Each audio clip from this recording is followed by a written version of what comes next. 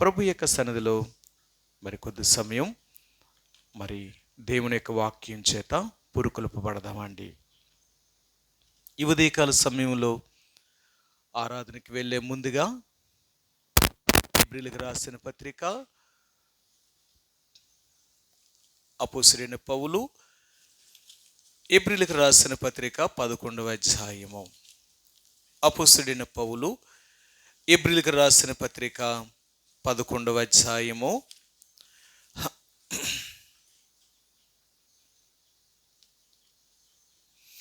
హెబ్రీయులకు రాసిన పత్రిక 11వ అధ్యాయము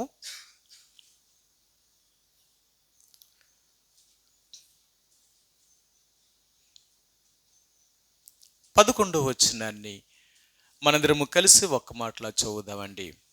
హెబ్రీయులకు రాసిన పత్రిక 11వ అధ్యాయము 11వ వచనాన్ని మనందరము ఒక్క మాటలాగా కలిసి నాతో కూడా చదవడానికి ప్రయత్నం చేయండి. విశ్వాసమును బట్టి శారాయు వాగ్దానము చేసినవాడు నమ్మదగిన వాడని ఎంచుకొనెను గనుక తాను వయస్సు గతించినదైనను గర్భము ధరించుటకు శక్తి పొందెను. ఈ ఉదయకాల సమయంలో చదువుబడిన లేఖన భాగాన్ని దేవుడు దీవించునుగాక.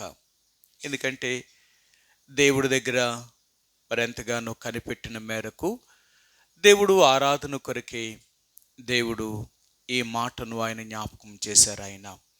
ఏంటంటే ఆయన ఏ మాట జ్ఞాపకం చేశారో మీరు చూపిస్తాను. వాగ్దానము చేసినవాడు నమ్మదగిన వాడని. ఈ ఒక్క మాటే దేవుడు జ్ఞాపకం చేశారన్నమాట. సరే, ఎంతగానో ప్రభు దగ్గర కనిపెట్టిన మేరకు దేవుడు ఈ విషయాన్ని గుర్తు చేసినప్పుడు చాలా సమయం దేవుడి దగ్గర కనిపెట్టాను. ప్రభువా, ఈ మాట ఎలాగ నేను నీ ప్రజలకు వివరించగలను, ఎలాగ నీ ప్రజలను ఆరాధికులుగా సిద్ధపరచగలుగుతాం, కాబట్టి నీవే నడిపించాలి అని చెప్పినప్పుడు ఎన్నో విషయాల్ని దేవుడు జ్ఞాపకం చేస్తూ వచ్చాడు. ఎందుకంటే వాగ్దానము చేసిన దేవుడు నమ్మదగినవాడు. మనందరము కూడా మరి యేసు ప్రభువారిని అంగీకరించిన దగ్గర నుంచి నేటి వరకు కూడా ఎన్నో వాగ్దానములు మనం తీసుకుంటూ వస్తున్నాం. ఎన్ని సంవత్సరాలు అయితే నువ్వు రక్షించబడ్డావో అన్ని సంవత్సరాల నుంచి కూడా దేవుని దగ్గర ప్రభువా నాకు ఒక వాగ్దానం అనుగ్రహించు, నాకు ఒక వాగ్దానం. ఎందుకంటే వర్తమాన భూత భవిష్యత్ కాలాలను ఎరిగిన దేవుడు కాబట్టి నా గురించి నీవేదైతే నీ సంకల్పము నీ ఉద్దేశం ఉందో ఆ ఉద్దేశాన్ని నా ఎడల నీవేదైతే నెరవేర్చాలనుకుంటున్నావో అది నాకు తెలియచేయని మనం దేవుడి దగ్గర కనిపెట్టిన మేరకు దేవుడు మనకిచ్చిన వాగ్దానములను మనం తీసుకున్నాం. కాబట్టి ఆయన ఎంత నమ్మదగిన దేవుడు, ఆయన ఎవరు అనేది దేవుడు మనకి జ్ఞాపకం చేయాలనుకుంటున్నాడు. ఎందుకంటే వాగ్దానము చేసిన దేవుడు నమ్మదగినవాడు. తన ప్రజలకు ఆయన ఏదైతే వాగ్దానము చేశాడో ఆ వాగ్దానమును నెరవేర్చడంలో ఆయనంత గొప్ప శక్తి కలిగిన దేవుడు, అంత గొప్ప దేవుడు, బలమైన దేవుడు ఈ భూమి మీద ఇంకెవరు లేరు. ఆయన ఏమైతే మాట ఇస్తాడో ఆ మాటను నెరవేర్చగలిగిన దేవుడు, ఏమైతే వాగ్దానము చేశాడో ఆ వాగ్దానాన్ని నెరవేర్చగలిగిన దేవుడు. అందుకనే ఆయన సొలొమోనుతో లేక దావీదుతో దేవుడు చెప్పినప్పుడు ఆయన ఏమంటాడు ఒక మాట మీరు చూపిస్తాను. రాజులు రాసిన మొదటి గ్రంథము 8వ అధ్యాయము. రాజులు రాసిన మొదటి గ్రంథము 8వ అధ్యాయము 56 వచనం అండి. 8:56 వచనం. ఎట్లనగా తాను చేసిన వాగ్దానమును బట్టి ఇశ్రాయేలీయులకు తన జనులకు నెమ్మది దయచేసిన యెహోవాకు స్తోత్రము కలిగి ఉండునుగాక. తన దాసుడైన మోషే ద్వారా ఆయన చేసిన శుభ వాగ్దానములలో ఒక మాటైనా తప్పిపోయినది కాదు. ఆయన ఏమైతే వాగ్దానము చేశాడో వాగ్దానము చేసిన దేవుడు ఒక్క మాట అయినను తప్పిపోయేవాడు కాదు.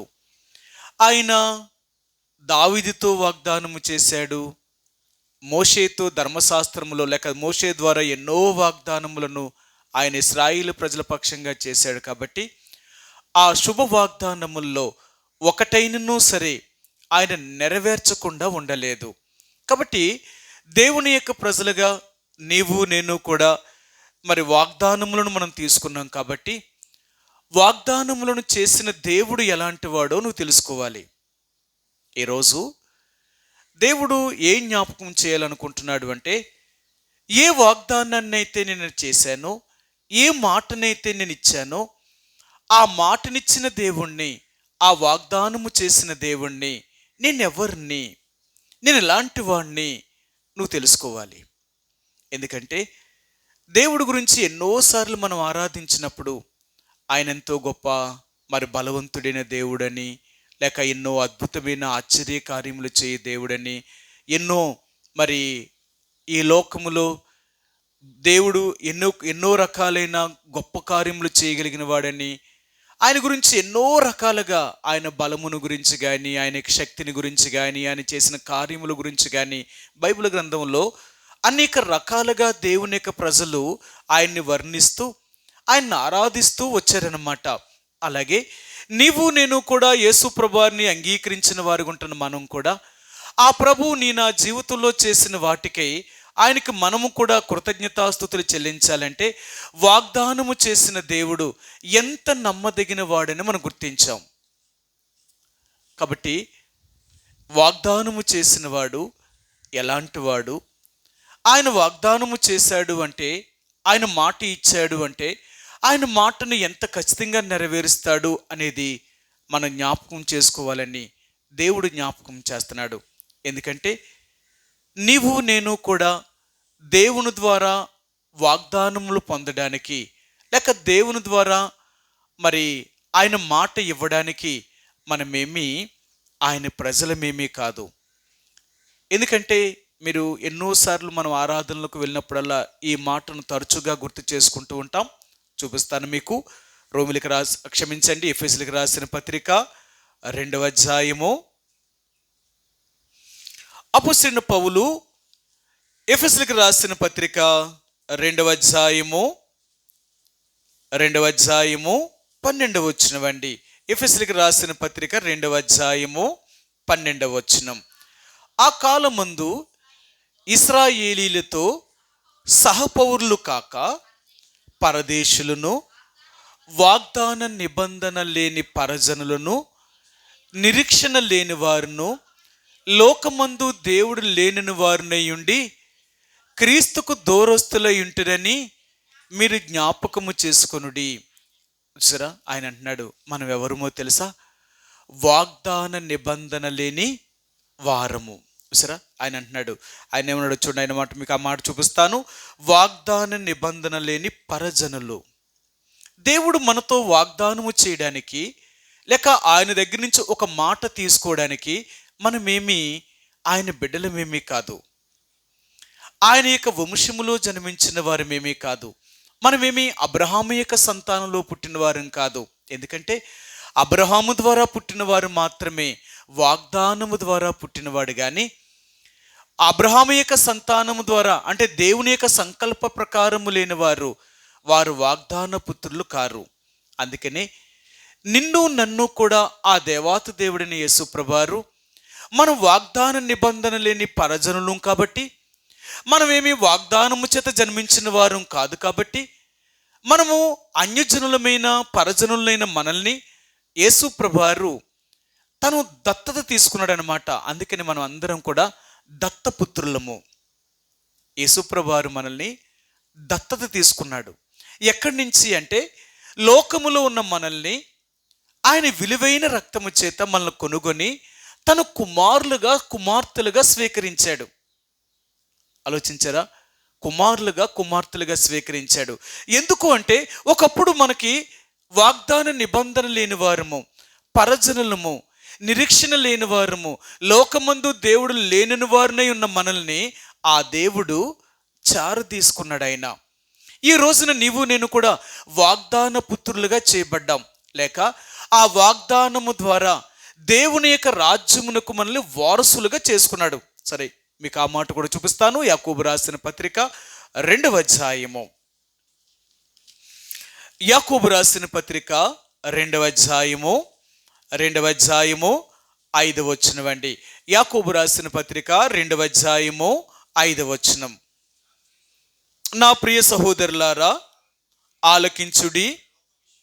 ఈ లోక విషయములో దరిద్రులైన వారిని విశ్వాసమందు భాగ్యవంతులుగాను, తన్ను ప్రేమించు వారికి తాను వాగ్దానము చేసిన రాజ్యమునకు వారసులుగాను ఉండుటకు దేవుడు ఏర్పరచుకొనలేదా?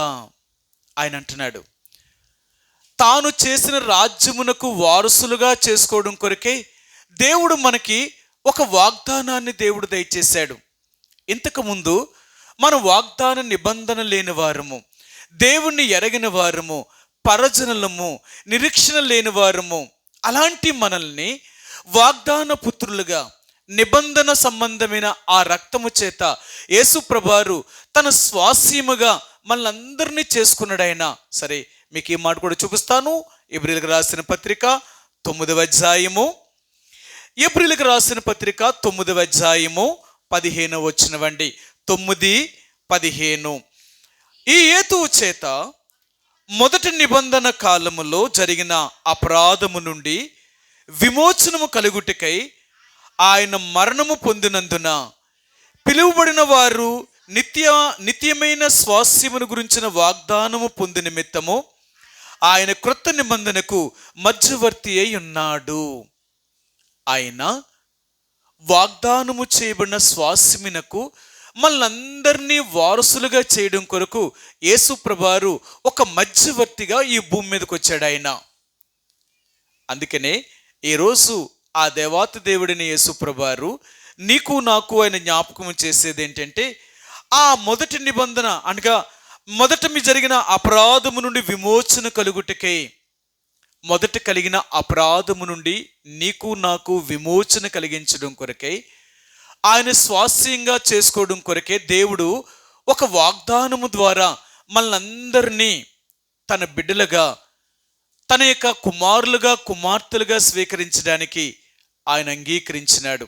కాబట్టి ఈ ఉదయకాల సమయంలో దేవుణ్ణి ఆరాధించడానికి వచ్చిన నీవు నేను కూడా మనమేమి పుట్టుకతోటే యేసుప్రభు యొక్క వంశములో పుట్టలేదు, పుట్టుకతోటే ఆయన గోత్రములో జన్మించలేదు, మనం పుట్టుకతోటే యేసు ప్రభువుని ఎరిగిన వారమేమీ కాము. అలాంటి మనల్ని దేవుడు తన వాగ్దానము చేత ఆయన నిన్ను నన్ను కూడా తన కుమారులుగా, కుమార్తెలుగా స్వీకరించి ఆయన మనకి ఒక నిత్యమైన స్వాస్యమును లేక ఆయన యొక్క రాజ్యాన్ని నీకు నాకు అనుగ్రహించాలనుకుంటున్నాడు ఆయన. అందుకనే ఈరోజు దేవుడు అనేది ఏంటంటే, మనం వాగ్దానము నిబంధన లేని వారము, మనమేమీ కూడా వాగ్దానముతో పుట్టిన వారమేమీ కాదు, మనం వాగ్దానం యొక్క నిబంధన లేని వారము. మరొక మాట కూడా చూపిస్తాను, దీనికి దగ్గరగా ఉన్న మాటనే పేతురు రాసిన 2వ పత్రిక 1వ అధ్యాయము, అపోస్తలుడైన పేతురు రాసిన మొదటి పత్రిక, పేతురు రాసిన 2వ పత్రిక, పేతురు రాసిన 2వ పత్రిక 1వ అధ్యాయము 4వ వచనమండి. 1:4. ఆ మహిమా గుణాతిశయములను బట్టి ఆయన మనకు అమూల్యమును అత్యధికములనైన వాగ్దానములను అనుగ్రహించి ఉన్నాడు. దురాశను అనుసరించుట వలన లోకమందు భ్రష్టత్వమును ఈ వాగ్దానముల మూలముగా మీరు తప్పించుకొని దైవ స్వభావమునందు పాలువారు అగినట్లు వాటిని అనుగ్రహించెను. దేవుడు నీకు నాకు ఆయన ఎందుకు వాగ్దానాన్ని మరలా మనకు అనుగ్రహించాలి అనుకున్నాడంటే, దైవ స్వభావమునందు పాలువారు మగునట్లుగా, మరలా యేసు ప్రభువారితో సమానమైన వారిగా చేయబడ్డం కొరకే, లేక ఇశ్రాయేలు ప్రజలతో సహపౌరులుగా చేయబడ్డం కొరకే దేవుడు నీకు నాకు కూడా ఒక వాగ్దానాన్ని, ఒక నిబంధనను దేవుడు మనకు చేశాడు ఆయన. అందుకనే నీవు నేను కూడా యేసు ప్రభువారిని అంగీకరించిన మనం అందరము కూడా ఆయన కుమారులుగా కుమార్తెలుగా చేయబడిన మనం అందరము అబ్రహాము యొక్క సంతానము ద్వారా, అంటే అబ్రహాము యొక్క సంతానంలోనికి మనం చేర్చబడ్డాం. అందుకనే ఈరోజు అబ్రహాము యొక్క సంతానంలో చేర్చబడిన వారందరూ కూడా వాగ్దాన పుత్రులుగా చేయబడిన వారు. అబ్రహాము యొక్క సంతానం ద్వారా జన్మించలేని వారెవరూ కూడా వాగ్దానముతో జన్మించిన వారు కారు, వారు వాగ్దానము లేనివారు. గలతీయులకు రాసిన పత్రిక 4వ అధ్యాయంలో అపోస్తలుడైన పౌలు లేక ఈ విషయాలే జ్ఞాపకం చేస్తూనంటాడు, వాగ్దానము చేత జన్మించిన వాడు ఒకడు, వాగ్దానము లేని దాని చేత జన్మించిన వాడు మరొకడు. అందుకనే ఒకవేళ ఆగరుకు పుట్టిన ఇష్మాయేలు కూడా అబ్రహాము కుమారుడిగా చేయబడినప్పటికీ కూడా ఆయన వాగ్దానము చేత జన్మించిన వాడు కాడు, ఆయన వాగ్దానము చేత జన్మించిన వాడు కాదు.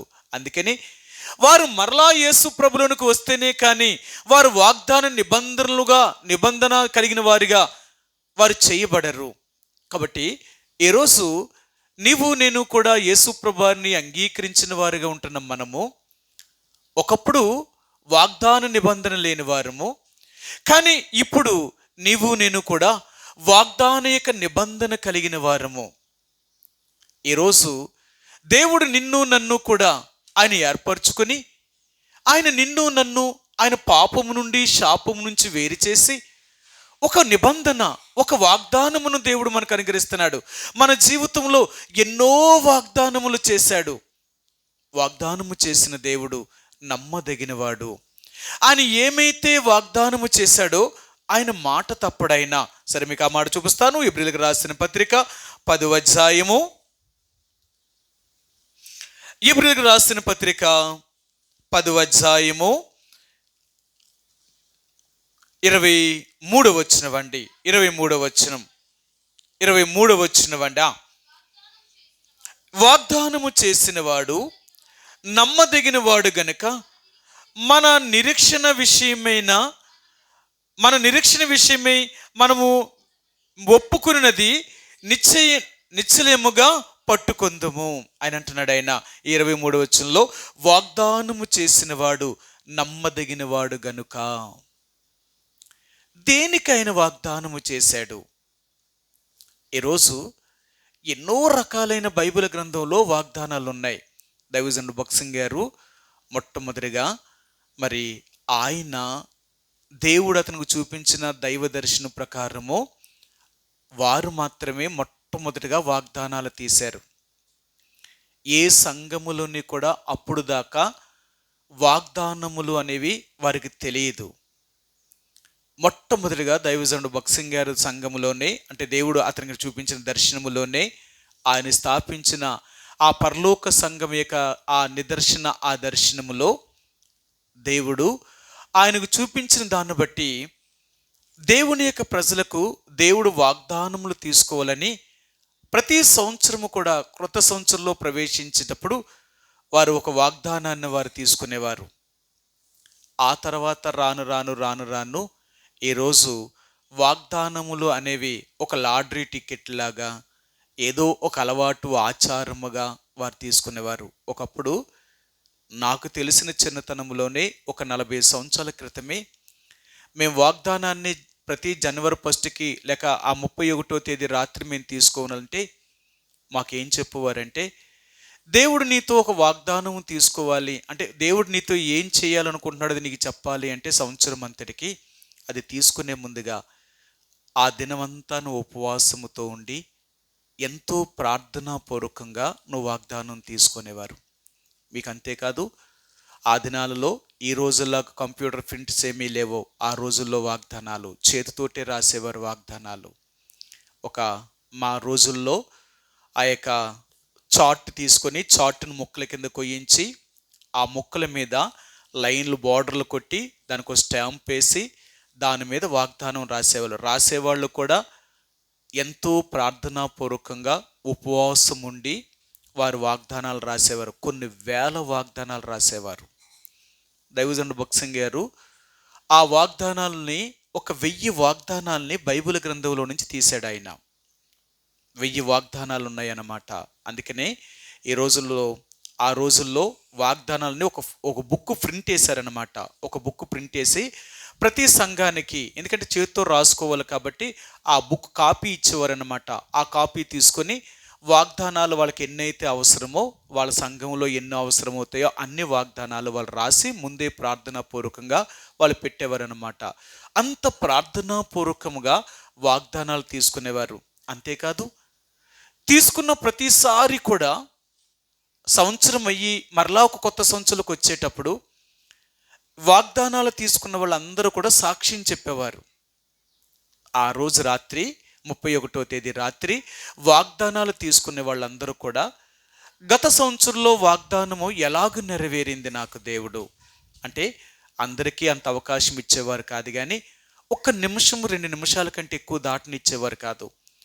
కొద్దిమంది చేత, అంటే ఎవరైతే ఆసక్తి కలిగి ఉంటున్నారో చాలామంది వాగ్దానాల గురించి చెప్పడానికి ఇష్టపడేవారు, కానీ సమయం ఉండేది కాదు. కాబట్టి ఆ దైవజనులు ఎవరినైతే చెప్పమనేవారో, చెయ్యెత్తి అని ఎవరినైతే చెయ్యెత్తిన వారిలో కొద్దిమందిని, ఆయన ఎవరినైతే దేవుని ఆత్మచేత సహోదరుడా నువ్వు వచ్చి చెప్పు, లేదా సహోదరి నువ్వు వచ్చి చెప్పు అని ఎవరినైతే అడుగుతారో వాళ్ళు మాత్రం వచ్చి సాక్ష్యం చెప్పేవారు.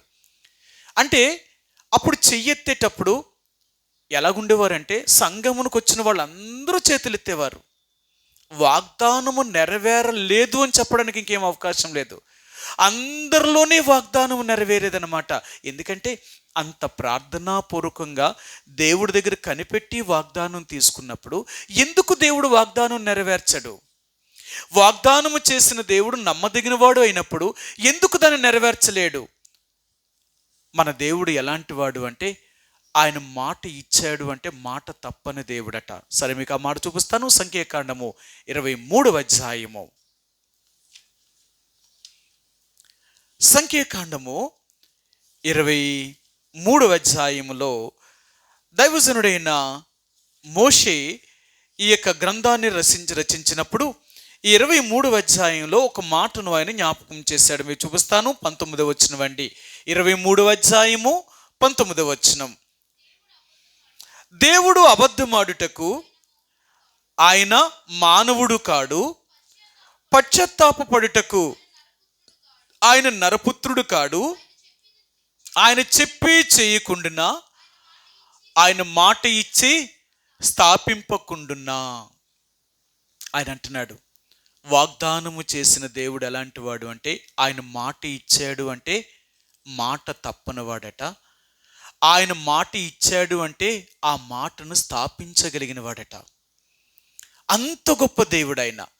కాబట్టి నా జీవితంలో దేవుడు ఎన్నో వాగ్దానాల్ని నువ్వు తీసుకున్నప్పుడు అవన్నీ నీ జీవితంలో నెరవేర్చాలి అనుకుంటున్నాడు ఆయన. అందుకని బైబిల్ గ్రంథంలో అంటాడు, దేవుని వాగ్దానములు ఎన్ని అయినను అవన్నీ క్రీస్తునందు అవునన్నట్టుగానే ఉన్నాయే కానీ కాదన్నట్టుగా లేవు అంటాడు. కాబట్టి దేవుడు చేసిన లేక ఆయన ఇచ్చిన ప్రతి మాట కూడా, ఆయన మాట ఇచ్చాడు అంటే మాట తప్పనివాడు. అలాగా నా రోజుల్లోనే నేను అలాగంటే, నాకంటే ముందున్న తరం వారైతే వాళ్ళు ఎంత కష్టంగా చెప్పేవారు తెలుసా? ఇక వాగ్దానం తీసుకున్నామంటే 100% కూడా నెరవేర్చబడేది అనమాట. కానీ ఈ రోజుల్లో మనం ఎలాగుందో తెలుసా? వాగ్దానం తీసుకున్నా ఇంతకీ నెరవేరిందంటావా లేదంటారా నా వాగ్దానం అని మనకే అనుమానం వస్తుంది. అర్థమైందా? ఈ రోజుల్లో వాగ్దానం తీసుకున్న మనకి ఆ వాగ్దానం నెరవేరిందా లేదా అనేది మనకే తెలుస్తలేదు. ఇక మనకే తెలియలేదు అంటే ఇంకెవరికి చెప్తాం మనం? ఇంకా అంటే ఈరోజు మనం ఎంత నామకార్థమైన స్థితిలోనికి వెళ్ళిపోయామో చూడండి.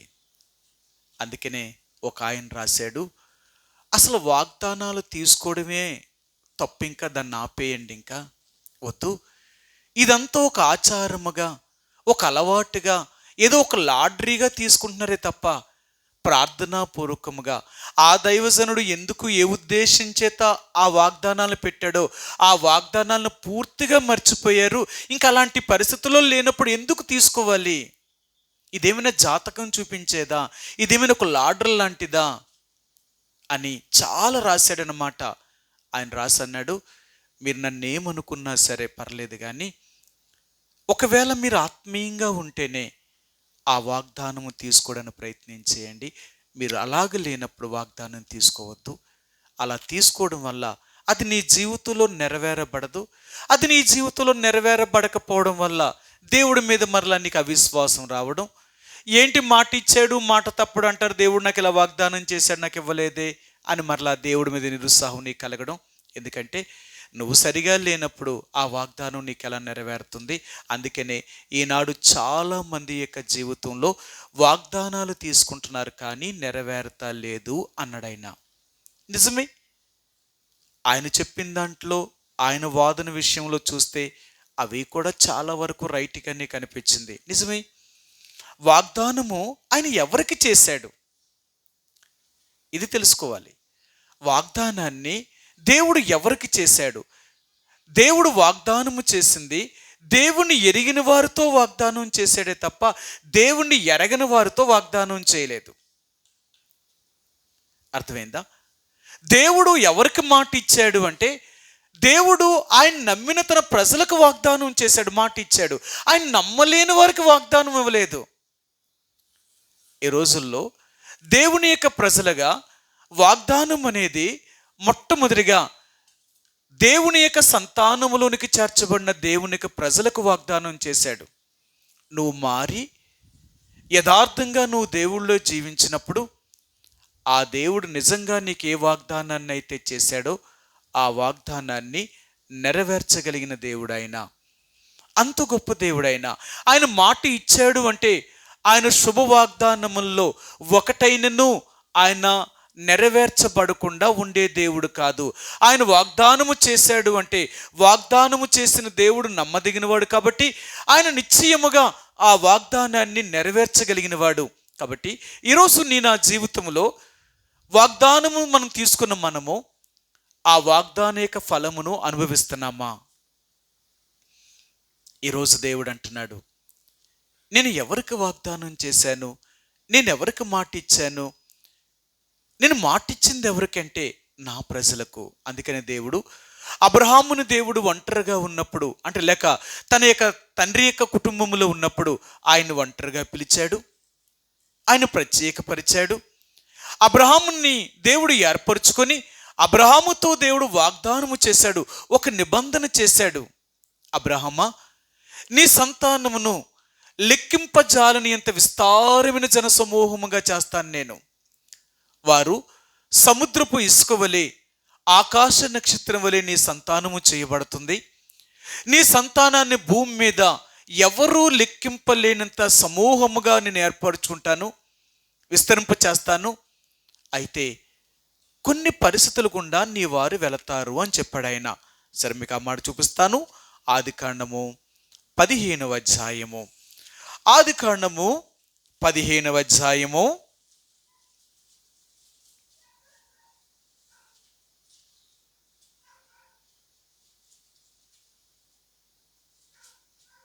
13-14 వచనాలండి.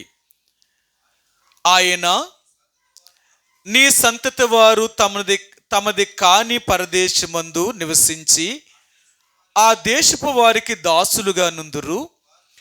వారు 40 ఏండ్లు వీరిని శ్రమ పెట్టుదురు. వీరు ఎవరికి దాసులగుదురో ఆ జనమునకు నేనే తీర్పు తీర్చుదును. తరువాత వారు మిక్కిలి ఆశతో బయలుదేరి వచ్చెదరు. నీవు క్షేమముగా నీ పితరుల యొద్దకు పోయేదవు, మంచి వృద్ధాప్యమందు పాతి పెట్టబడుదువు. అబ్రహాముతో దేవుడు వాగ్దానము చేశాడు, అబ్రహ్మా, నేను నీ సంతానమును ఆశీర్వదిస్తాను. నీ సంతానమైన వారు తమది కాని పరదేశమందు 400 సంవత్సరములు వీరు దాసులుగా చేయబడతారు. వీరు 400 సంవత్సరాలు వీరు దాసులుగా చేయబడిన తర్వాత నేను మరలా వారిని ఆ దాస్యమనే ఆ దేశములో నుండి, ఐగుప్తులో నుండి వారిని వెలుపలకు తీసుకొస్తాను.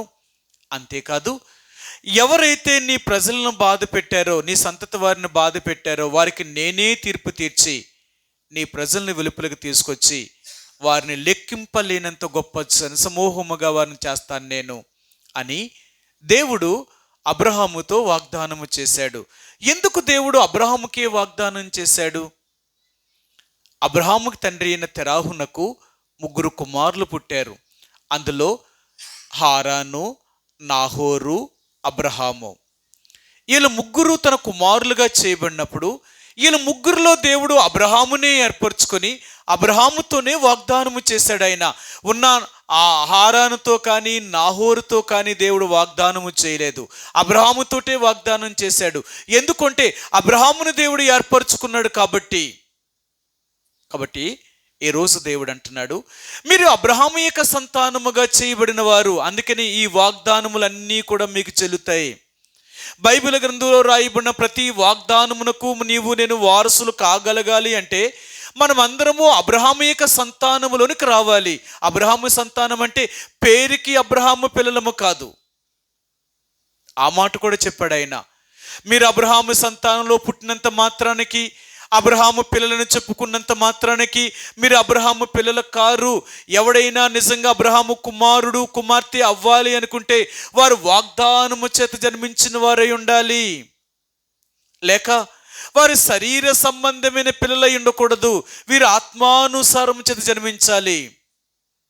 ఈరోజు అబ్రహాముకి నిజమైన కుమారులు ఎవరు అంటే శరీర సంబంధంగా జన్మించిన వారి కంటే ఆత్మ సంబంధంగా జన్మించిన నువ్వు నేనే నిజమైన అబ్రహాము యొక్క సంతానములోనికి చేర్చబడిన వారము.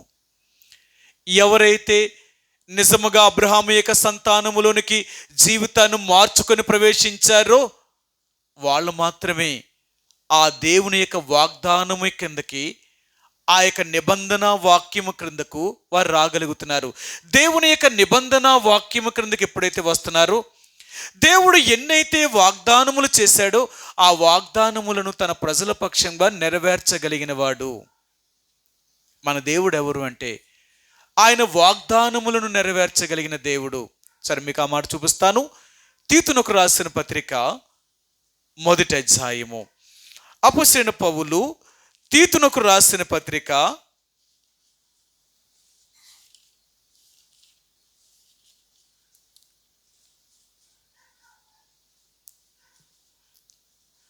2వ వచనం అండి, అంటే మొదటి 2 వచనాలు కలిసి ఉన్నాయండి.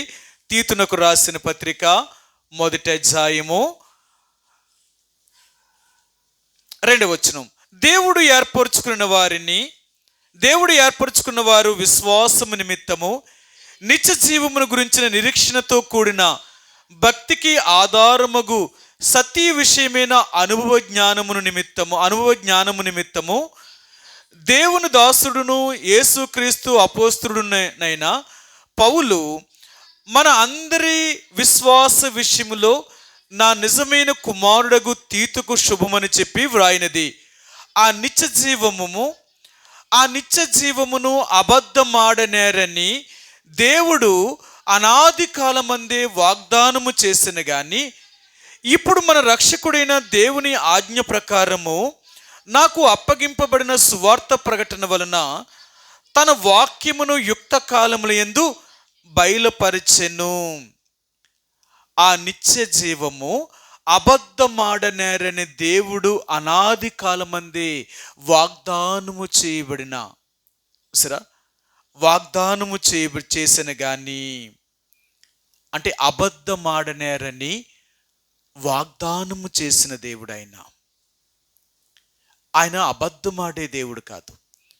ఆయన వాగ్దానము చేశాడు అంటే ఆ వాగ్దానాన్ని నెరవేర్చగలిగిన దేవుడు. కాబట్టి ఈరోజు నీతో నాతో ఆయన ఏమని వాగ్దానము చేశాడు? అందుకనే బైబిల్ గ్రంథంలో అంటాడు, మనం అందరము కూడా దేవుని యొక్క ఆత్మ చేత వాగ్దానము చేయబడిన వారమే ముద్రించబడ్డామన్నమాట.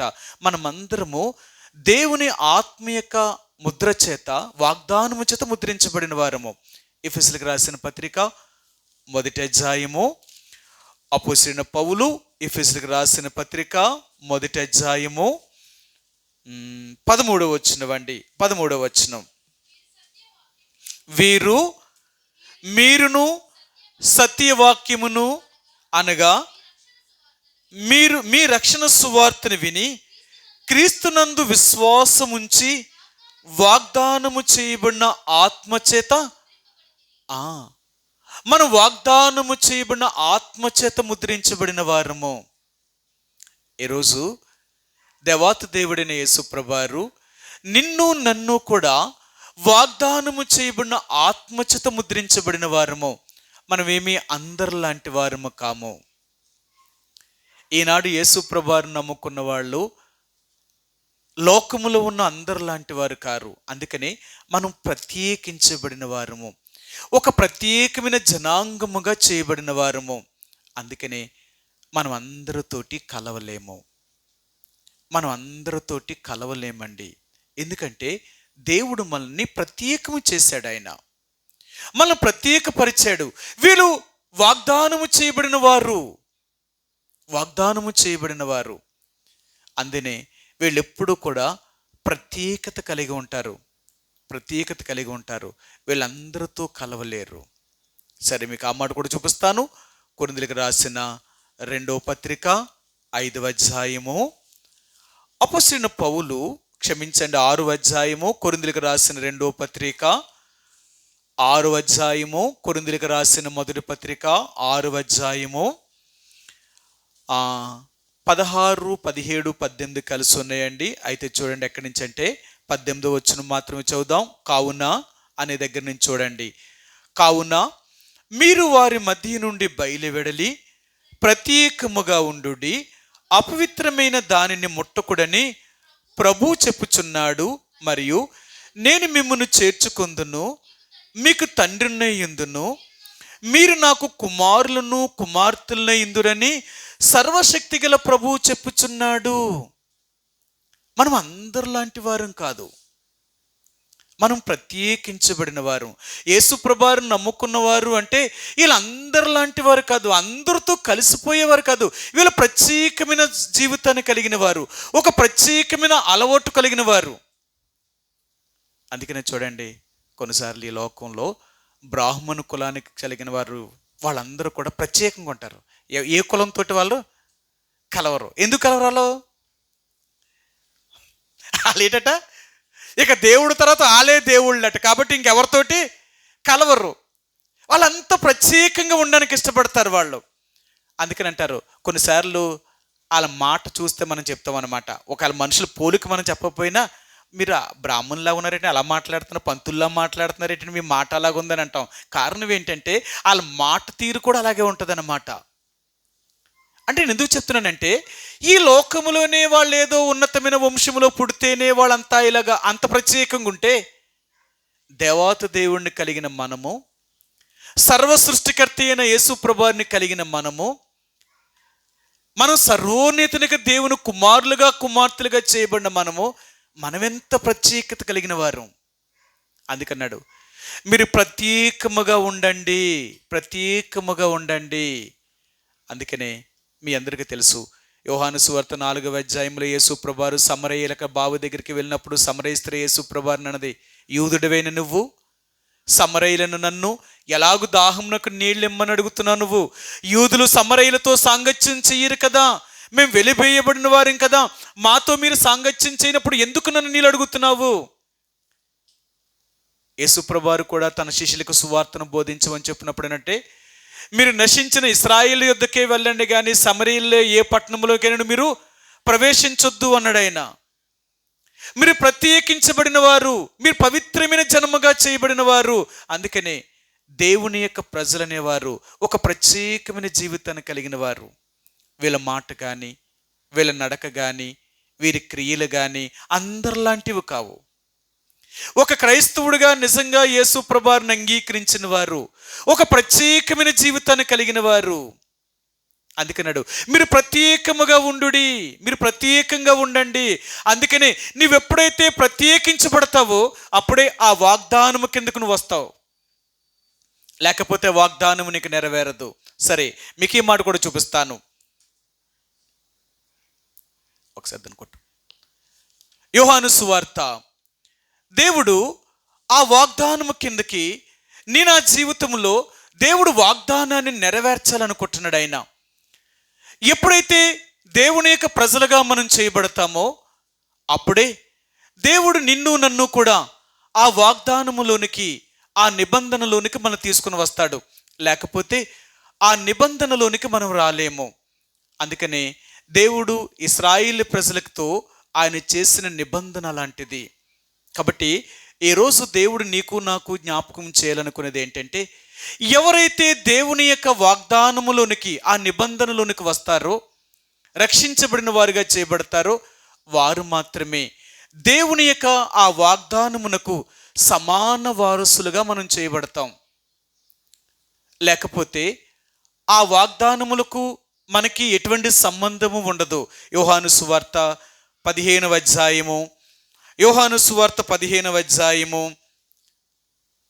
19వ వచనం అండి. యోహాను సువార్త 15వ అధ్యాయము 19వ వచనం. మీరు లోక సంబంధులైన యెడల లోకం తన వారిని స్నేహించును, అయితే మీరు లోక సంబంధులు కారు. నేను మిమ్మల్ని లోకములో నుండి ఏర్పరచుకొంటిని, అందుచేతనే లోకం మిమ్మును ద్వేషించుచున్నది. మనం ఎవరం కాదట, మనం లోక సంబంధులం కాదు, లోకములో నుంచి వేరు చేయబడిన వారము. అందుకని అంటున్నాడు, నువ్వు నిజంగా అబ్రహాము సంతానం అయితే ఈ వాగ్దానములోనికి నువ్వు వస్తావు, ఈ వాగ్దానం యొక్క వారసుడిగా నువ్వు చేయబడతావు. ఎన్నైతే దేవుడిని వాగ్దానములు చేశాడో ఈ వాగ్దానములన్నిటికీ నువ్వు వారసుడివే. ఒకటే కాదు, బైబిల్ గ్రంథంలో ఉన్న అన్ని వాగ్దానములు నీవే. నువ్వెప్పుడైతే దేవుని చేత ఏర్పరచబడి, దేవుని యొక్క రక్తం చేత కొనబడి, అబ్రహాము యొక్క సంతానంలోనికి నువ్వు చేయబడి ఒక ప్రత్యేకమైన జీవితాన్ని నువ్వు జీవించగలుగుతావో, అప్పుడే దేవుని యొక్క వాగ్దానములన్నీ నీవైపోతాయి. అవన్నీ నీకు నెరవేరుతాయి అన్నమాట. ఒక్కటి కాదు, అన్నీ నీవే. అందుకంటే కదా, గ్రంథ వాగ్దానములన్నీ నావి. ఎన్నైతే దేవుని యొక్క గ్రంథములో వాగ్దానములు రాశాడో ఆ వాగ్దానములన్నీ కూడా నీవి నావి అవ్వాలి అంటే నువ్వు నిబంధన యొక్క ఆ రక్తము క్రిందికి రావాలి, యేసు ప్రభు యొక్క వాగ్దానములోనికి రావాలి. అప్పుడే ఆ వాగ్దానం నీదవుతుంది.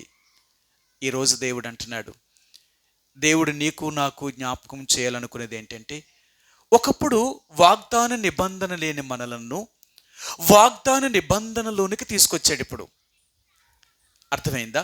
ఒకప్పుడు మనము దేవుడు చేసిన వాగ్దానములను అనుభవించడానికి మనమేమి వారసులమేమీ కాదు, మనమేమీ కాదు.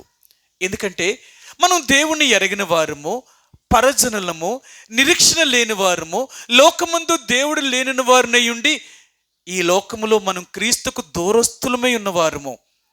అందుకనే నీకు నాకు దేవుని యొక్క వాగ్దానం అనేది మనకు లేదు, వాగ్దానం లేదు. కాబట్టి దేవుని యొక్క వాగ్దానము లేకపోవడం వల్ల మనం ఆశీర్వాదాన్ని పొందలేకపోయాం. అది పరసంబంధమైన ఆశీర్వాదము, రెండవది భూ సంబంధమైన ఆశీర్వాదము. ఎవరైతే యేసు ప్రభు యొక్క రక్తము క్రిందకు వచ్చారో వాళ్ళందరినీ కూడా దేవుడు ఆశీర్వాదములోనికి తీసుకెళ్లాలనుకుంటున్నాడు ఆయన. సరే, మీకు ఈ మాట కూడా చూపిస్తాను. ఎఫెసీయులకు రాసిన పత్రిక 1వ అధ్యాయము, ఎఫెసీయులకు రాసిన పత్రిక 1వ అధ్యాయము 4వ వచనమండి, క్షమించండి 3వ వచనమండి. ఎఫెసీయులకు రాసిన పత్రిక 1వ అధ్యాయము 3వ వచనం. మన ప్రభువైన యేసు క్రీస్తు యొక్క తండ్రియగు దేవుడు స్తుతించబడునుగాక. ఆయన క్రీస్తునందు పరలోక విషయములో ఆత్మ సంబంధమైన ప్రతి ఆశీర్వాదమును మనకు అనుగ్రహించెను. ఆత్మ సంబంధమైన ప్రతి ఆశీర్వాదాన్ని మనకు అనుగ్రహించాలనుకున్నాడు ఆయన. అంతేకాదు, మీ అందరికీ తెలుసు, పేతురు రాసిన మొదటి పత్రిక 3వ అధ్యాయము 9వ వచనం అంటాడు, మనమందరము ఆశీర్వాదమునకు వారసులగుటకే మనం పిలువబడ్డామంట.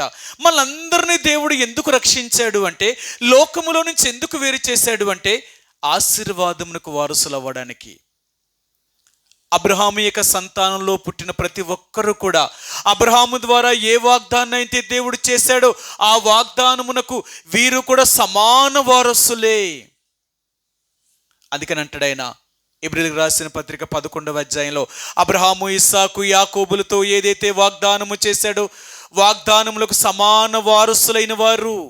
అబ్రహాముతో వాగ్దానము చేశాడు. ఆ వాగ్దానానికి ఇసాకుని, యాకోబుని, అతని కుమారులందరినీ కూడా ఆ సమాన వారసులుగా చేశాడు. అదే సమాన వారసత్వంలోనికి నిన్ను నన్ను కూడా తీసుకొచ్చాడు ఆయన. అందుకనే ఈరోజు నువ్వు నేను కూడా వాగ్దానము చేత జన్మించిన వారము. మనమందరము కూడా దేవుడు వాగ్దానము చేత అబ్రహాముకి ఏదైతే తన సంతానం అనుగ్రహిస్తున్నాడో ఆ సంతానాన్ని దేవుడు తీసుకురావడం కొరకే యేసు ప్రభువారి ద్వారా మనందరినీ ఆ సమానమైన ఆ వాగ్దాన వారసులుగా నిన్ను నన్ను చేశాడు. కాబట్టి ఈ రోజున ఏదో సంవత్సరంలో మనం తీసుకున్న వాగ్దానమే కాదు, కానీ దేవుడు నీకు నాకు ఎన్నో వాగ్దానాలను అనుగ్రహించాలనుకున్నాడు. అంటే బైబిల్లో ఎన్ని వాగ్దానములు చేశాడో ఆ వాగ్దానములన్నిటికీ నిన్ను నన్ను వారసుడిగా చేశాడు ఆయన. ఈరోజు చెప్తాను మీకు, మొట్టమొదటిగా దేవుడు నిన్ను నన్ను కూడా ఆయన వాగ్దానము చేసినవి దేనికి వారసుడిగా చేశాడు అంటేనంట, తన నిత్య రాజ్యమునకు వారసులుగా చేశాడట. ఒకప్పుడు మనం దేవుని యొక్క రాజ్యములోనికి ప్రవేశించడానికి అర్హత లేని వారము. దేవుని యొక్క రాజ్యములోనికి మనం చేరమండి. మీ అందరికీ తెలుసు కదా, దేవుడు ఆ పరలోక పట్టణాన్ని నిర్మించినప్పుడు ఆ పరలోక పట్టణానికి 12 గుమ్మాలు పెట్టాడు. 12 గుమ్మాల దగ్గర ఒక్కొక్క గుమ్మము దగ్గర 2 దేవదూతలు చొప్పున 24 దేవదూతలు ఆ 12 గుమ్మాల దగ్గర కుడివైపున ఎడవైపున 2 దేవదూతలు ఆ గుమ్మానికి ఇరువైపులా ఉంటున్నారు. మీ అందరికీ తెలుసు, ఆ పరలోక రాజ్యానికి 12 పునాదులు వేశాడు, 12 గుమ్మాలు పెట్టాడు కదా. 12 పునాదుల మీద 12 మంది, 12 పునాదుల మీద 12 మంది అపోస్తుల యొక్క పేర్లు రాశాడు. 12 గుమ్మాల మీద 12 మంది గోత్రకర్తల యొక్క పేర్లు రాశాడు. ఈ పరలోక రాజ్యంలో 12 పునాదుల మీదేమో 12 మంది అపోస్తుల యొక్క పేర్లు రాసి 12 గుమ్మాల మీద 12 గోత్రకర్తల యొక్క పేర్లు రాశాడనమాట. ఈ 12 గోత్రాల వారు మాత్రమే పరలోక పట్టణములోనికి, ఆ రాజ్యములోనికి ప్రవేశించే అధికారము వీళ్ళకి మాత్రమే ఉంది, ఇంకెవ్వరికీ లేదు. దేవుని యొక్క పరలోక రాజ్యంలోనికి ప్రవేశించాలి అంటే ఇశ్రాయేలు ప్రజలు చెదిరిన ఆ 12 గోత్రాల వారి లెక్క మాత్రమే ప్రవేశించాలి.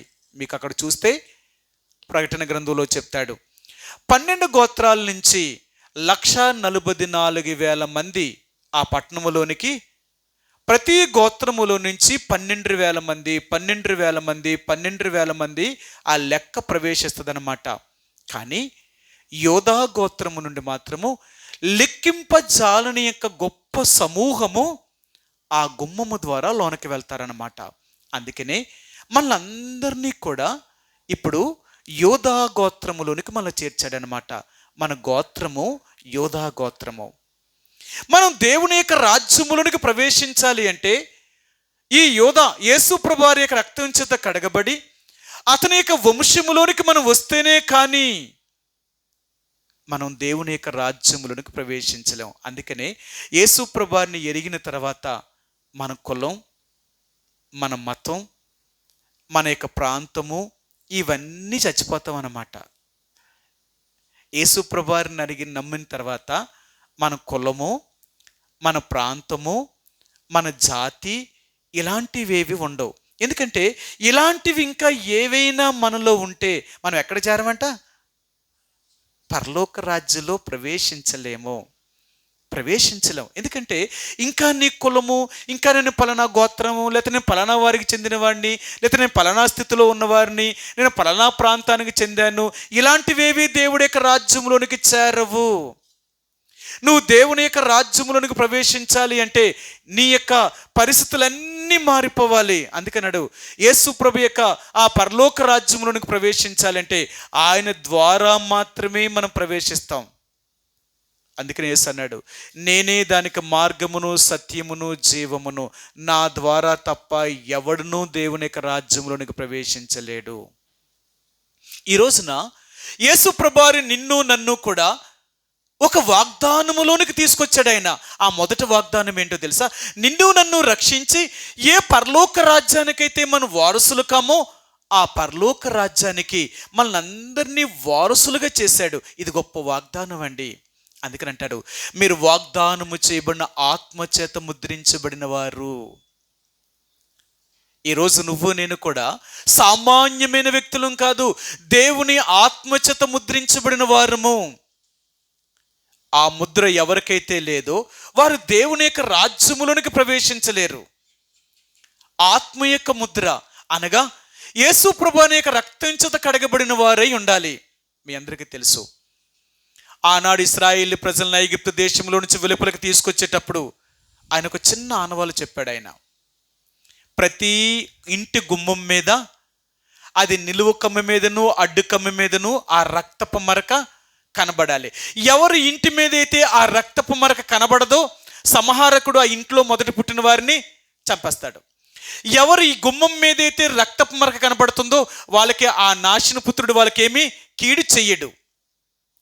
అందుకన్నాడు ఆయన, ఈనాడు యేసు ప్రభువులోనికి అంటే ఆ యొక్క వాగ్దానములోనికి నువ్వు రావాలి అంటే యేసు ప్రభు అనే రక్తం చేత కడగబడిన వ్యక్తివై ఉండాలి. నువ్వు యేసు ప్రభు అనే రక్తం చేత కడగబడిన వ్యక్తివైతే నువ్వు ప్రత్యేకమైన వ్యక్తివి, నువ్వు వేరు చేయబడిన వ్యక్తివి. అందరిలాంటి వ్యక్తివి కాదు. వాగ్దానము చేయబడిన వారు, వాగ్దానం చేసిన వారిని ఒకరినే. మీరు చూడండి, ఆదాముకి 2 కొడుకులు పుట్టారు. అందులో దేవుడు కయ్యీను ఏబేలు. ఏబేలును దేవుడు ఏర్పరచుకున్నాడు, కయ్యీను దేవుడు ఏర్పరచుకోలేదు. ఆ తర్వాత దేవుడు మీరు చూస్తే ఇస్సాకును, అబ్రహాముకి 2 కొడుకులు పుట్టారు. అబ్రహాముకి హాగరు వల్ల పుట్టినవాడు ఇష్మాయేలు, సారా వల్ల పుట్టినవాడు ఇస్సాకు. వీళ్ళిరువురిలో ఇస్సాకును మాత్రమే దేవుడు ఏర్పరచుకున్నాడు. వాగ్దానం వచ్చి జన్మించిన వాడు ఇస్సాకును కుమారుడు. మరి అబ్రహాము కుమారుడు ఇస్సాకి మళ్ళీ 2 కొడుకులు పుట్టారు, యాషావు, యాకోబు. అందులో యాకోబును దేవుడు ఏర్పరచుకున్నాడు. వాళ్ళ గురించి ముందే వాగ్దానం చెప్తూ వచ్చాడు ఆయన, ఇతను నేను ఏర్పరచుకున్నవాడు, ఇతడు వాగ్దానము చేయబడినవాడు. ఈరోజు నిన్ను నన్ను కూడా దేవుడు ఆ వాగ్దానమునకు సమాన వారసులుగా చేయాలనుకున్నాడు. అంటే ఇశ్రాయేలు ప్రజలతో ఏ వాగ్దానాన్ని అయితే చేశాడో ఆ వాగ్దానము లేని మనలను ఆ వాగ్దానానికి సమాన వారసులుగా చేయడం కొరకే ఆ దేవాతి దేవుడిని యేసు ప్రభువారు నీ కొరకు నా కొరకు ఈ భూమి మీదకి వచ్చి ఆయన మరణించి సమాధి చేయబడి 3వ రోజున మృత్యుంజయుడై సమాధి నుంచి తిరిగి లేచి పాపం మీద, లోకం మీద, సాతానుడి మీద విజయాన్ని కలిగించి ఈరోజు నిన్ను నన్ను కూడా ఆ యేసు ప్రభువారు ఆ వాగ్దానమునకు వారసుడిగా చేశాడు. అనగా పరలోక రాజ్యమునకు వారసులుగా చేశాడు. అందుకని అంటున్నాడు ఆయన, మీరు వాగ్దానము చేయబడిన వారు. దేని కొరకు తెలుసా? దేవుని యొక్క రాజ్యమునకు మీరు వాగ్దానము చేయబడి ఆ రాజ్యమునకు దేవుడు మిమ్మల్ని వారసులుగా చేశాడు. ఆయన ఒకప్పుడు మనకు ఆ నిరీక్షణ లేదు. దేవుణ్ణి ఎరగిన వాళ్ళు ఎవరైతే దేవుణ్ణి ఎరగలేదో వాళ్ళెవరూ దేవుని యొక్క రాజ్యంలోనికి ప్రవేశించరు. అందుకే కదా సువార్త చెప్తూ ఉంటాం, మీరు యేసు ప్రభువుని నమ్మకపోతే నరకానికి వెళ్ళిపోతారు, యేసు ప్రభువుని నమ్మితే నువ్వు జీవములోనికి ప్రవేశిస్తావు, స్వర్గంలోనికి ప్రవేశిస్తావు. ఎందుకంటే యేసు ప్రభువే దానికి మార్గము అన్నాడు ఆయన. ఈరోజు దేవుడు అన్నాడు, ఒకప్పుడు నీవు నేను కూడా యేసు ప్రభువుని ఎరగక ముందు నీవు నేను కూడా ఆ రాజ్యమునకు వారసులు కాము, మన నరకానికి పోవలసిన వారము, భయంకరమైన ఆ నరక శిక్షను అనుభవించవలసిన వారము. దేవుని వాగ్దానమునకు మనమేమి వారసులమేమీ కాదు.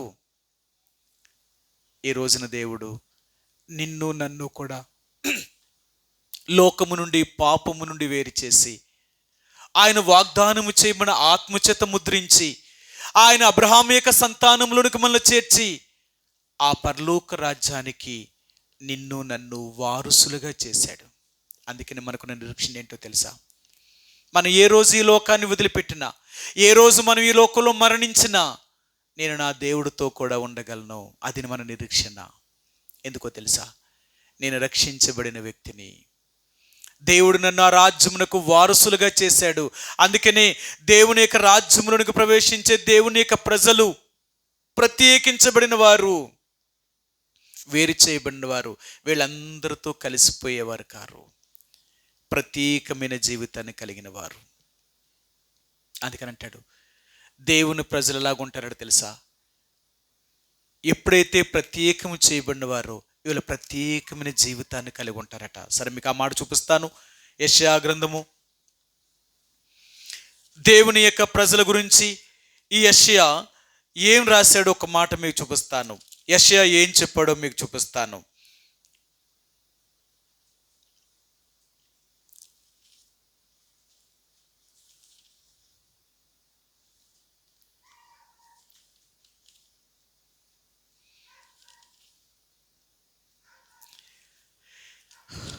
ఆయన అంటాడు, ఎంత స్పష్టంగా ఆయన చెప్తాడు అంటే, ఆయన ఎరిగిన దేవుని యొక్క ప్రజలనేవారు వాళ్ళు ప్రత్యేకమైన జీవితాన్ని కలిగిన వారట.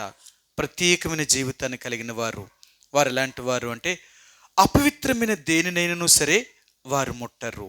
అపవిత్రమైన దాన్ని దేనినైనను వారు ముట్టరు. వారి యొక్క ప్రవర్తన, వారి యొక్క జీవితం అంతా కూడా యథార్థంగా దేవుణ్ణి సేవించేవారుగా ఉంటారన్నమాట. అందుకంటాడు, పోవుడి పోవుడి అపవిత్రమైన దేనిని ముట్టకుడి ఆయన అని యెషయా గ్రంథంలో ఆయన ఆ మాటను జ్ఞాపకం చేస్తాడు. చూడండి, మీకు చూపిస్తాను ఆ మాటను.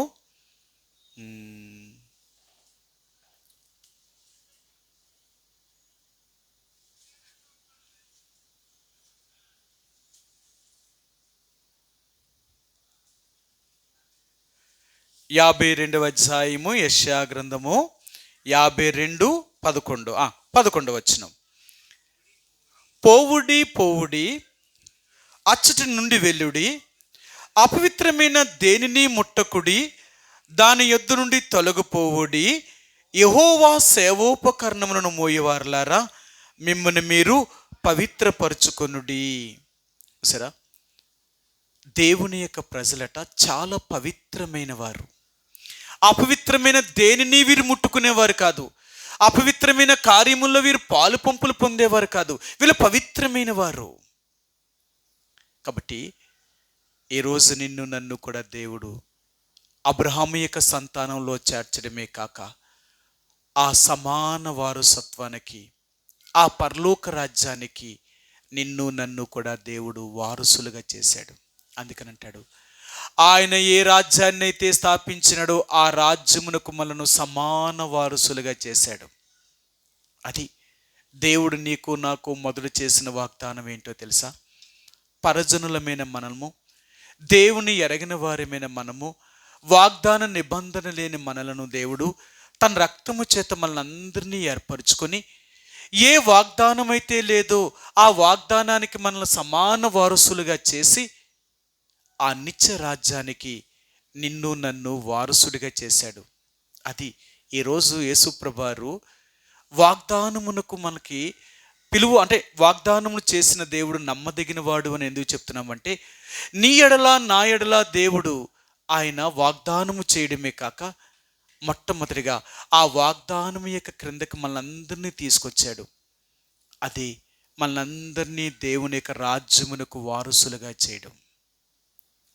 యేసుప్రభువుని ఎరిగిన మనం అందరము కూడా మొట్టమొదటిగా ఆయన చేసిన వాగ్దానం ఏంటంటే, నా రాజ్యమునకు మిమ్మల్ని అందరినీ పిలుస్తున్నాను. అది నా ఆశ. నా రాజ్యం ఎప్పుడు ఎంత సంతోషకరమైన రాజ్యమో అలాంటి రాజ్యాన్ని మీకు నేను ఇవ్వాలనుకుంటున్నాను. బైబిల్ గ్రంథంలో ఆయన అంటాడు, చూడండి ఆ మాట మీకు చూపిస్తాను. మనందరినీ దేవుడు దేని కొరకు పిలుస్తున్నాడు అంటే, తన రాజ్యమునకును తన మహిమకును తగినట్లుగా మనం నడుచుకోవాలని దేవుడు మనందరినీ కూడా ఆయన రాజ్యము కొరకే మనల్ని సిద్ధపరుస్తున్నాడండి. ఆయన రాజ్యము కొరకే మనల్ని సిద్ధపరుస్తున్నాడు. ఆయన అంటున్నాడు, ఆయన మనందరినీ కూడా దేవుని యొక్క రాజ్యమునకు తగినట్లుగా మొదటి దశలోనికలకు రాసిన పత్రిక మొదటి అధ్యాయము 2వ అధ్యాయము 11-12 వచనాలండి. 11-12 వచనాలు. తన రాజ్యమునకును మహిమకును మిమ్మల్ని పిలుచుచున్న దేవునికి తగినట్లుగా మీరు నడుచుకొనవలెనని. సరే, మనందరినీ తన రాజ్యమునకును తన మహిమకును తగినట్లుగా నడుచుకోవాలని మనల్ని పిలిచాడు. ఎందుకో తెలుసా? ఆ రాజ్యము చాలా గొప్ప రాజ్యము. ఆ రాజ్యము ఈ భూలోక రాజ్యములన్నిటికీ మించిన రాజ్యము. ఆ రాజ్యములో ప్రవేశించిన తర్వాత ఆ రాజ్యాన్ని అనుభవించిన వారికి మాత్రమే తెలుస్తుంది అది ఎంత గొప్ప రాజ్యమో అని. ఒక్కసారి ఆ రాజ్యములోనికి ప్రవేశించారు అంటే ఆ రాజ్యము నుంచి ఇంకెవరూ బయటికి రావడానికి ఇష్టపడరట. అలాంటి రాజ్యాన్ని దేవుడు నీ కొరకు నా కొరకు సిద్ధం చేసి ఆ రాజ్యములోనికి నిన్ను నన్ను ఆయన వారసుడిగా చేయాలనుకున్నాడు. ఈ భూమి మీద ఎంతోమంది ఉన్నప్పటికీ కూడా వాళ్ళెవ్వరికీ లేని ఆ ధన్యత వాళ్ళకి ఎంతున్నా, వాళ్ళకి పేరు ఉండొచ్చు, వాళ్ళకి డబ్బు ఉండొచ్చు, లేకపోతే ఆస్తులు ఉండొచ్చు, భూమి మీద ఎంతో పేరు ప్రఖ్యాతులు కలిగిన వారు ఉండొచ్చు, కానీ వాళ్ళకి ఆ ఆధిక్యత లేదు. కానీ నీకు నాకు ఇచ్చాడు ఆ దేవుడు. నిన్ను నన్ను ఆ దేవుడు ఆ వాగ్దానమునకు సమాన వారసులుగా మనల్ని చేశాడు. వాగ్దాన నిబంధన లేని మనను ఆ అబ్రహాముతో సమాన వాగ్దానులుగా చేసి ఆ నిత్య రాజ్యానికి మనల్ని వారసులుగా చేశాడు. అది ఆయన చేసిన వాగ్దానము. అందుకే దేవుడు అంటున్నాడు, వాగ్దానము లేని మీకు వాగ్దానము కలిగిన వారైన ఇశ్రాయేలు ప్రజలతో నేను సమానమైన వారిగా చేయడం కొరకే, మీ ఉభయులను ఏకము చేయడం కొరకే నేను మధ్యవర్తిగా భూమి మీదకి వచ్చాను. నేను వచ్చి దేవుని ఎరిగిన మిమ్మలను, ఆ దేవుని యొక్క వంశంలో పుట్టిన ఇశ్రాయేలు ప్రజలను మీ ఇద్దరినీ ఏకము చేశాను. మీ ఇద్దరినీ ఏకము చేసి నా రాజ్యమునకు మీ ఇద్దరినీ వారసులుగా చేశాను. అందుకని అంటాడు, శరీర సంబంధంగా పుట్టిన ఇశ్రాయేలు ప్రజల కంటే ఆత్మ సంబంధంగా పుట్టిన, శరీర సంబంధమైన సున్నతి కంటే ఆత్మ సంబంధమైన సున్నతి కలిగిన నీవు నేనే దేవునికి ఎంతో ఇష్టమైన ప్రజలుగా చేసుకున్నాడు దేవుడు. ప్రియ సహోదరుడా, అందుకే దేవుడు మొదటి నిబంధన వాగ్దానం ఏం చేశాడు తెలుసా? నా రాజ్యమునకు నేను మిమ్మల్ని వారసులుగా చేశాను. ఇది నీకు వాగ్దానము. రెండవదిగా, ఏదో పరసంబంధమైన ఆ రాజ్యమునకు మనల్ని వారసులుగా చేయడమే కాక భూ సంబంధముగా కూడా దేవుడు ఆయన వాగ్దానాలకి వారసులుగా మనల్ని చేయాలనుకున్నాడు.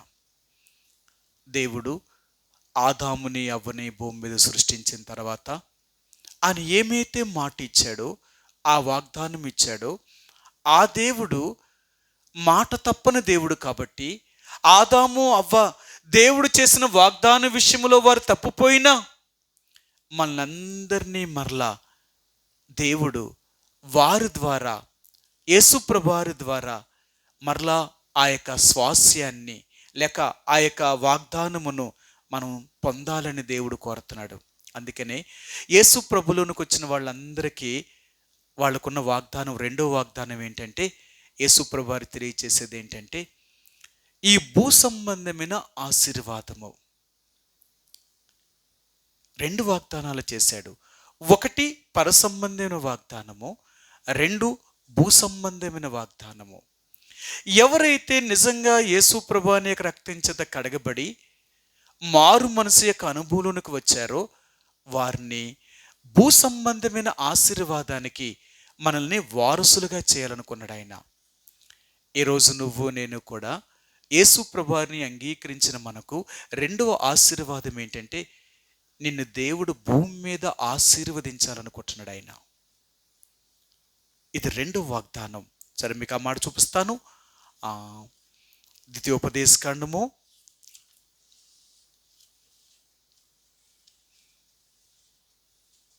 28వ అధ్యాయము మొదటి వచనం అండి. 28 మొదటి వచనం. నీవు నీ దేవుడైన యెహోవా మాట శ్రద్ధగా విని నేడు నేను నీకు ఆజ్ఞాపించుచున్న ఆయన ఆజ్ఞలన్నిటినీ అనుసరించి నడుచుకుని ఎడల నీ దేవుడైన యెహోవా భూమి మీదనున్న సమస్త జనము కంటే నిన్ను హెచ్చించును. ఇది రెండవ వాగ్దానము.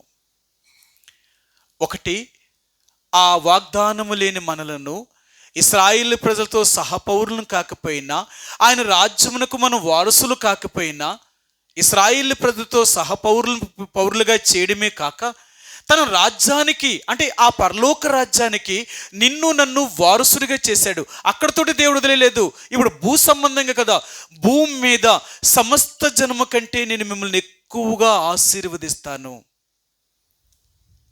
ఇది రెండో వాగ్దానం.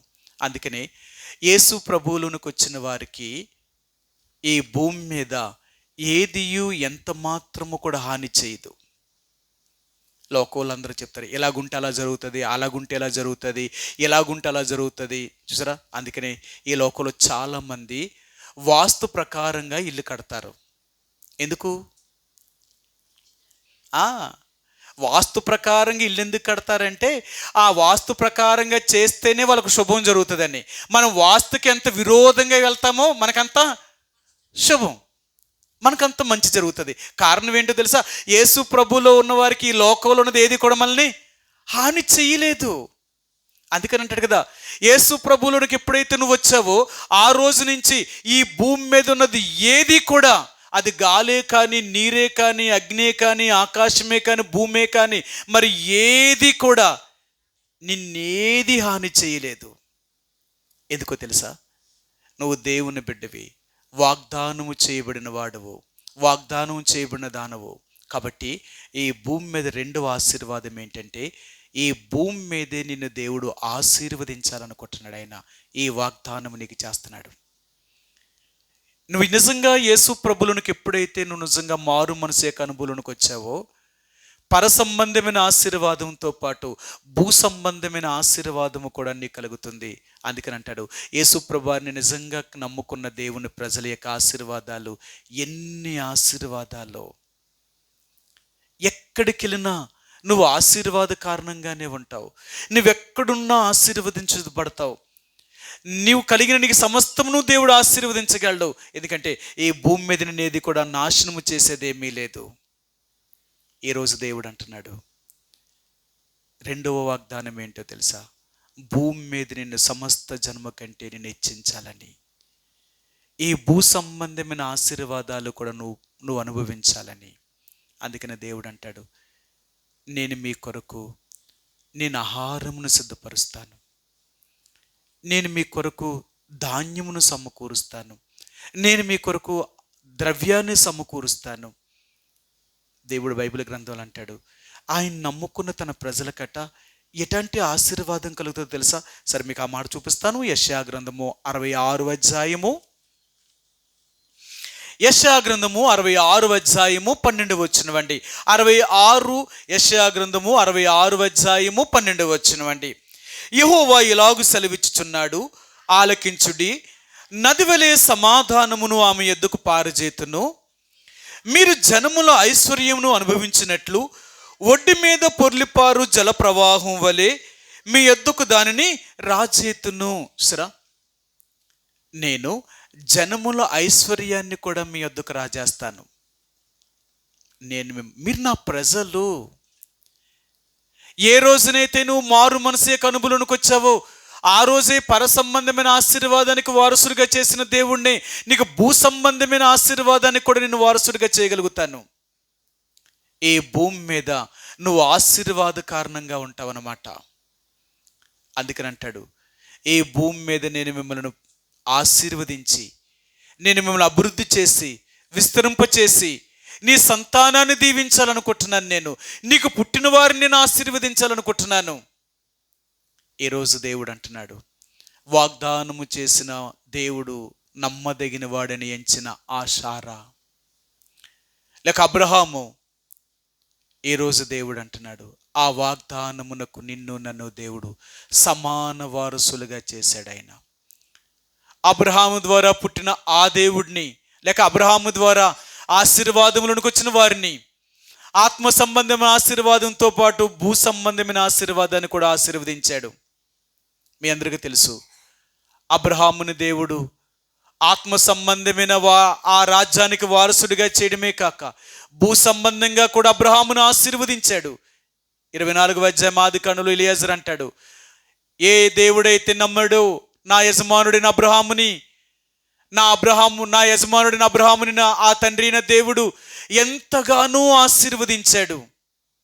ఆ తర్వాత చూస్తే అబ్రహామును బట్టి తన కుమారుడిని ఇస్సాకును దేవుడు ఆశీర్వదించాడు. ఇస్సాకును బట్టి అతని కుమారుడిని యాకోబును దేవుడు ఆశీర్వదించాడు. యాకోబును బట్టి తన 12 మంది కొడుకులను దేవుడు ఆశీర్వదించాడు. ఆ ఆశీర్వాదం చూడండి. వారు భూమి మీద ఎంత ఆశీర్వదించబడ్డారో, వారెంత ఆశీర్వదించబడ్డారో. శరీర సంబంధంగా పుట్టినందుకే వారు అంత దీవించబడితే, ఆత్మ సంబంధంగా జన్మించిన నీవు నేను ఇంకెంత ఆశీర్వాదంలోనికి రావాలి. అందుకని ఈరోజు దేవుడు అంటున్నాడు, ఒకటి ఆత్మ సంబంధమైన ఆశీర్వాదంతో పాటు భూ సంబంధమైన ఆశీర్వాదాన్ని కూడా నీకు అనుగ్రహిస్తాను. నిజంగా నువ్వు మార్పు చెందిన బిడ్డవైతే, నీ జీవితాన్ని మార్చుకున్న వ్యక్తివైతే, భూమి మీద నిజంగా నువ్వు దీవించబడతావు. నీ సంతానము దీవించబడుతుంది. నీకు పుట్టిన వారు దీవించబడతారు. ఈ భూమిని వారు స్వతంత్రించుకోగలుగుతారు. ఈ భూమిని వారికి నేను స్వాస్యంగా ఇవ్వబోతున్నాను. ప్రియ సహోదరి సోడా, యేసు ప్రభువుని ఎరిగిన నీకు నాకు ఆ దేవుడు వాగ్దానమునకు వారసులుగా చేశాడు. రెండవదిగా, ఆ వాగ్దానములను అనుభవించేవారుగా దేవుడు చేశాడు. ఆయన ఒకప్పుడైతే వాగ్దానం అనుభవించడానికి అర్హత లేని వారము, ఆ వాగ్దానములకు సమాన వారసులుగా కూడా కాదు మనము, ప్రభువా అని పిలవడానికి కూడా అర్హత లేని మనలను ఆ దేవుడు ఈరోజు ప్రభువా అని పిలవడమే కాదు, ఆయన మనకు దేవుడుగా చేయబడ్డాడు. మనల్ని రక్షించడమే కాక ఆ పరలోక రాజ్యానికి వారసులుగా చేశాడు. అక్కడితోటే కాదు, నీకు భూ సంబంధమైన ఆశీర్వాదాన్ని కూడా ఇవ్వాలనుకుంటున్నాడు ఆయన. అందుకని అంటున్నాడు, నన్ను నమ్ముకున్న నా ప్రజలను ఈ భూమి మీద నేను ఆశీర్వదించడం మొదలు పెడుతున్నాను. వారెంత దీవించబడతారు అంటే, వారెంత ఆశీర్వదించబడతారు అంటే, నీవెప్పుడు కలిమియు సంపదయు కలిగి ఉన్న వ్యక్తిగా చేయబడతావు. యేసు ప్రభువుని ఎప్పుడైతే నువ్వు కలిగి ఉండగలుగుతావో, ఆ రోజు నుంచి నువ్వెంత దీవించబడతావో చూడు. అందుకే దేవుడు అంటున్నాడు, నువ్వెక్కడికి వెళ్తే అక్కడ ఆశీర్వాదము, నువ్వెక్కడుంటే అక్కడ దీవెన. కారణం ఏంటో తెలుసా? దేవుడు నీతో ఉన్నాడు. ఆయన వాగ్దానము చేశాడు. వాగ్దానము చేసిన దేవుడు నమ్మదగినవాడు. కాబట్టి రెండో వాగ్దానమైన భూ సంబంధమైన ఆశీర్వాదాన్ని కూడా నీకు ఇవ్వాలనుకుంటున్నాడు ఆయన. భూమి మీద నిన్ను దీవించాలనుకున్నాడు ఆయన. భూమి మీద నిన్ను ఆశీర్వదించాలనుకుంటున్నాడు ఆయన. అందుకనే ఆయనకు పుట్టిన వారిని అందరినీ ఆయన ఆశీర్వదిస్తున్నాడు. ఆయన అబ్రహాము ఇస్సాకులతో ఆశీర్వదించినది ఆ ఆశీర్వాదమే. ఈరోజు నీకు నాకు కూడా ఆ ఆశీర్వాదాన్ని దేవుడు అనుగ్రహించాలని మనందరినీ ఆశీర్వాదములోనికి వారసులుగా చేశాడు ఆయన. యేసు ప్రభువారు తన మరణము ద్వారా నిన్ను నన్ను ఎలాగా అలాంటి వాగ్దానములోనికి లేక ఆ యొక్క నిబంధనలోనికి దేవుడు మనల్ని తీసుకొచ్చాడు. యేసు ప్రభువు ద్వారా ఈరోజు నువ్వు నేను కూడా ఇలాంటి ఆశీర్వాదానికి వారసులుగా చేయబడ్డాం. క్రీస్తు యేసు ద్వారా మాత్రమే. కాబట్టి అలాంటి అర్హతను, అలాంటి యోగ్యతను మనకు దేవుడు దయచేసిన దాన్ని బట్టి ఆ దేవుడికి హృదయమారా కృతజ్ఞతాస్తుతులు చెల్లిస్తాం. నిజమే తండ్రి, ఒకప్పుడైతే నేను వాగ్దానం లేనివాడను, లోకములో దేవుడు లేని వారినై ఉండి నా ఇష్టానుసారంగా జీవిస్తూ, నేను నీ రాజ్యానికి ఏమీ వారసుని కాదు, నేను చనిపోతే నిత్య నరకానికి పాత్రుడవలసిన వాడిని, ప్రభువా అని పిలవడానికి కూడా అర్హత లేని నా జీవితానికి అన్యజనుడైన నేను నిన్ను ఎరగని వాడిగా జీవిస్తున్న నా బ్రతుకుని నన్ను ప్రేమించావు. ఈ లోకంలో ఎంతో మంది ఉండగా వాళ్ళందరిలో నన్ను నువ్వే ప్రేమించావు. నన్ను అబ్రహాము, ఇస్సాకు, యాకోబులతో, మా పితరులైన అబ్రహాము యొక్క సంతానం ద్వారా పుట్టిన వారి ఇశ్రాయేలు ప్రజలతో నన్ను సమానమైన వారసుడిగా చేయడం కొరకు నా కొరకు ఈ భూమి మీదకి వచ్చావు. నా శాపమును నా పాపమును నువ్వు భరించావు. నాకు రావలసిన శిక్షనంతటి నువ్వు భరించి నీ రక్తము చేత నా ప్రతి పాపమును కడిగి పవిత్రపరిచి పరిశుద్ధునిగా చేసి ప్రభువా ఆ పరలోక రాజ్యానికి, ఆ గొప్ప రాజ్యములోనికి, నువ్వుండే స్థలములోనికి నాకు కూడా ఉండే భాగ్యాన్ని కలిగించావు. ఆ రాజ్యానికి వారసుడిగా నన్ను చేసినందుకు నీకు హృదయమారా కృతజ్ఞతాస్తుతులు చెల్లించుకుంటున్నాను. అంతేకాదు ప్రభువా, పర సంబంధమైన ఆ నిత్య రాజ్యానికి మాత్రమే కాదు, కానీ భూ సంబంధముగా కూడా ఈ భూ సంబంధమైన ఆశీర్వాదానికి నన్ను వారసుడిగా చేయాలని నువ్వు ఇష్టపడి భూ సంబంధముగా కూడా నన్ను ఆశీర్వదించాలనుకున్న దేవుడు నువ్వు. అందుకని నేను రక్షించబడిన నాటి నుంచి నేటి వరకు అన్ని సమయాలలో, అన్ని పరిస్థితుల్లో నాకు చాలిన దేవుడుగా, శక్తిమంతుడిగా ఉండి నా అవసరతలను, నా అక్కర్లను తీరుస్తూ నాకెంతగానో నువ్వు సహాయం చేస్తూ ఈ భూమి మీద నీ ఆశీర్వాదము ద్వారా నాకు ఏ అపాయము, ఏ ప్రమాదము, ఏ కీడు, ఏ నష్టము రాకుండా నాకు కలిగింది, నన్ను, నా కుటుంబాన్ని, లేక నాకు కలిగిన సమస్తాన్ని నువ్వు కాపాడుతూ ఈరోజు వరకు భూమి మీద నీ ఆశీర్వాదానికి, అటువంటి దీవెనకు నన్ను వారసుడిగా చేసావు. నీకు హృదయమారా కృతజ్ఞతాస్తుతులు చెల్లించుకుంటున్నాను. అంతేకాదు, మూడవదిగా నీ గ్రంథములో ఏమైతే వాగ్దానములు చేశావో ఆ గ్రంథములో ఉన్న వాగ్దానాలన్నిటికీ నన్ను వారసుడిగా చేసావు. అందుకని నువ్వేమైతే మాట ఇచ్చావో ఆ మాటలన్నిటికీ నన్ను వారసుడిగా చేసి, మాట ఇచ్చిన దేవుడివి, మాట తప్పని దేవుడిగా ఉండి, అబద్ధమాడిన దేవుడిగా ఉండి నా జీవితంలో ఎన్నో వాగ్దానములు ఇచ్చిన దేవుడివి, ఎన్నో వాగ్దానములు చేసిన దేవుడివి నాలో నెరవేరుస్తూ, నాకు సహాయము చేస్తూ ఈరోజు వరకు నా జీవితంలో మీరు చేసిన మేలులకి, ఉపకారములకి నీకు హృదయమారా కృతజ్ఞతాస్తుతులు చెల్లించుకుంటున్నాను. వాగ్దాన నిబంధన లేని వాడినైనా, వాగ్దాన పుత్రుడిని కాకపోయినా, నేను అన్యజనుడినైనా అలాంటి నాకు ఇలాంటి అర్హతను కలిగించినందుకు నీకు హృదయమారా కృతజ్ఞతాస్తుతులు చెల్లిస్తున్నాను. ఇంతకంటే నేనేమి ఇవ్వలేను. ఏమిచ్చినా మీ రుణానికి నేను పాత్రుడినే తండ్రి. అందుకని ఉచితముగా అనుగ్రహించే మీ రక్షణ పాత్రను చేత పట్టుకొని ఏదైనా స్తుతి, ఆరాధన నీకు సమర్పించుకుంటున్నాను తండ్రి అని కొద్ది సమయం ఆ ప్రభువుని ఆరాధించుకుందామండి. ఆ రీతిగా కొద్ది సమయం దేవుడు నిన్ను, నన్ను అటువంటి వాగ్దానమునకు వారసులుగా మనం చేశాడు. ఒకటి పర సంబంధమైన ఆశీర్వాదానికి, వాగ్దానానికి, రెండోది భూ సంబంధమైన వాగ్దానములు. అంతేకాదు, దేవుడిని నా జీవితంలో ఈ బైబిల్ గ్రంథంలో రాయబడిన వాగ్దానములన్నిటికీ మనం సమాన వారసులుగా, వాగ్దానములు పొందేవారిగా దేవుడు మనల్ని చేసినందుకే ఆ దేవుడికి హృదయం మారా కృతజ్ఞతాస్తుతులు చెల్లిస్తామండి. ఆ రీతిగా కొద్ది సమయం ఆ ప్రభువు చేసిన కార్యాలను తలుచుకుంటూ కొద్ది సమయం